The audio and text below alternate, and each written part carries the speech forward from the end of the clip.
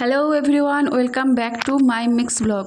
গত 7ই জুলাই ছিল আমার বান্ধবীর বিয়ে। এ আবার যে সে বান্ধবী নয়, ক্লাস 5 থেকে কলেজ পর্যন্ত আমাদের বন্ধুত্ব। তো আমি সকাল সকাল রেডি হয়ে বেরিয়ে পড়েছিলাম বান্ধবীর বিয়েতে যাব বলে। আর আমার ফেসের এরকম অবস্থা কারণ সেই দিন খুব সকাল থেকে চলছিল এত বৃষ্টি আর চারিদিকে ছিল এত কাদা যে আমি সেই মুহূর্তে না পাচ্ছিলাম কোনো টোটো আর না পাচ্ছিলাম বাস।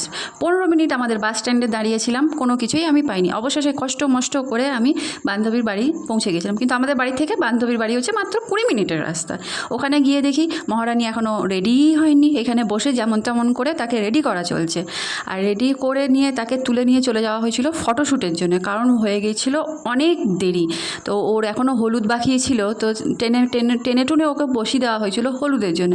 বেচারা কাঁদছিল, কিন্তু আমার টেনশন হচ্ছিল ওর বরের জন্য। যাই হোক, আমার বান্ধবী খুব ভালো। আর ভাই প্লিজ, তোরা এই বর্ষাকালে অন্তত কেউ বিয়ে করিস না, যদিও বা কেউ এখন করিস।